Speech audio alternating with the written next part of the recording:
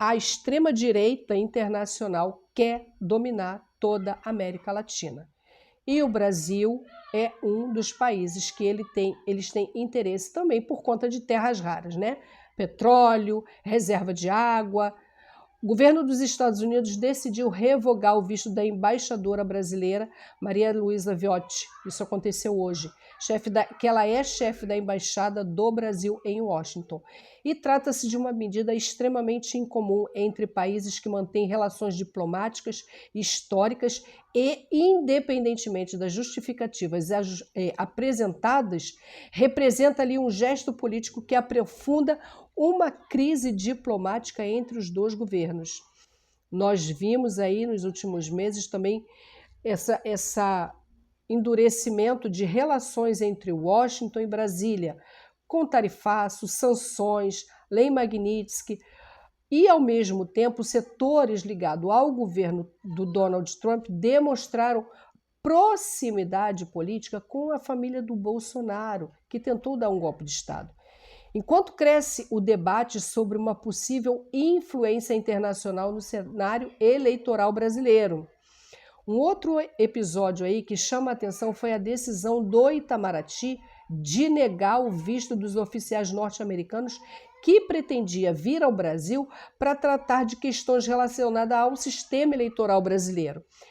Para o governo brasileiro, esse assunto pertence exclusivamente à soberania nacional e, de fato, pertence só à nossa soberania. Ninguém tem que vir para cá para se meter em absolutamente nada. Quando observamos aí esses acontecimentos em conjunto, é natural a gente perguntar: estamos diante de uma sucessão de crise diplomática ou existe alguma estratégia política muito mais ampla, né, do que uma simples expressão para o governo brasileiro? Essa é uma pergunta que merece aí a gente parar e fazer uma reflexão. Eu já refleti. Ontem eu assisti aí um documentário sobre o que aconteceu no Chile em 73, né, que terminou com a morte do Salvador Allende e, evidentemente, cada período histórico possui uma característica própria e não seria correto afirmar que o Brasil vive a mesma situação. Eu afirmo. As diferenças institucionais, políticas internacionais são enormes. Nem tanto, porque o lado de lá tem um interesse no lado de cá. E quando eles têm interesse, eles querem chegar e tomar. Ponto. De qualquer maneira, não podemos nos distrair em outubro. Precisamos de alguém que honre a nossa soberania, que se preocupe com o nosso povo.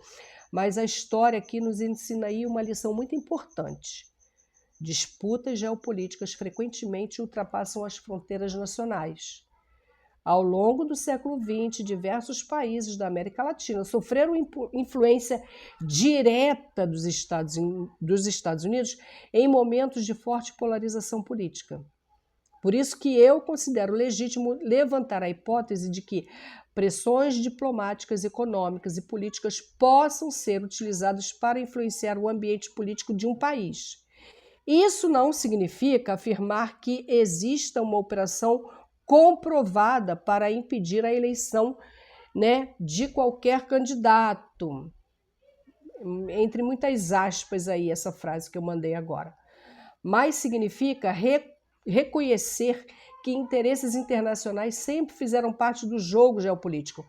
Também chama a atenção o comportamento de alguns governos da América Latina em diferentes momentos, né, como, por exemplo, Argentina, Paraguai. Eles têm aí adotado posições que aumentam o isolamento diplomático do país em determinadas pautas. Nós já sabemos que existe uma articulação internacional para a nova direita conservadora, que é liderada politicamente pelo Donald Trump e por outros líderes ideologicamente aí alinhados, que eles têm esse tipo de interesse, que eles buscam fortalecer seus aliados em diversos países. Eles vão comprando as pessoas que estão dispostas a se vender. Essa é a verdade. Aqui temos o seguinte ponto. A democracia brasileira precisa ser protegida de qualquer tipo de interferência externa. Temos esse ponto. Vem a ela de governos estrangeiros, seja empresa, plataformas digitais e grupos econômicos internacionais. Se um país estrangeiro tenta pressionar as instituições brasileiras ou interferir em assuntos internos, isso deveria preocupar as pessoas de todas as correntes políticas. Só que nós sabemos que tem uma parte que não está preocupada exatamente isso. A defesa da soberania nacional não pertence nem à esquerda e nem à direita, ela pertence ao povo brasileiro. E independentemente de quem esteja na presidência da República hoje ou venha aí a ocupar algum cargo, né, amanhã, não importa.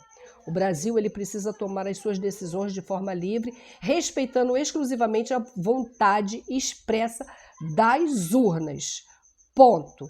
Nós vivemos um momento muito delicado das relações aí com os Estados Unidos. Aumento das tensões diplomáticas, isso exige serenidade, responsabilidade e compromisso com a democracia. A gente tem que deixar de lado o viralatismo. Mais do que nunca, é fundamental que a sociedade acompanhe esses acontecimentos com espírito crítico, com o pezinho atrás, lembrando muito bem do passado, buscando informações em fontes confiáveis e evitando transformar qualquer narrativa em verdade absoluta sem evidência suficiente. O debate político ele precisa ser firme, mas ele também precisa ser responsável.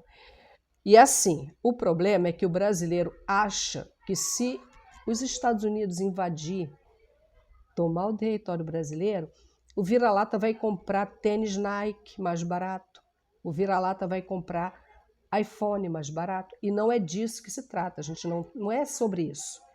Se a pessoa for minimamente estudar e procurar se informar o que foi que aconteceu nos países onde os Estados Unidos apenas invadiu, eu falo tudo, tá? Afeganistão,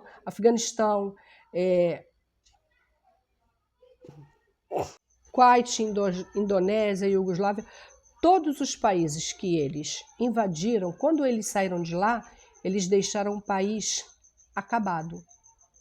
Como disse o Eduardo Bolsonaro, era cenário de terra arrasada. E não se enganem, os Estados Unidos pensa neles em primeiro, segundo, terceiro, quarto e quinto lugar. Não, e mais ninguém. Então, assim, outubro está chegando e nós temos que ir para frente da batalha. Nós temos que estar na linha de frente para defender a nossa soberania. Eu espero que vocês fiquem bem. Eu espero que vocês fiquem muito bem. E aquele abraço.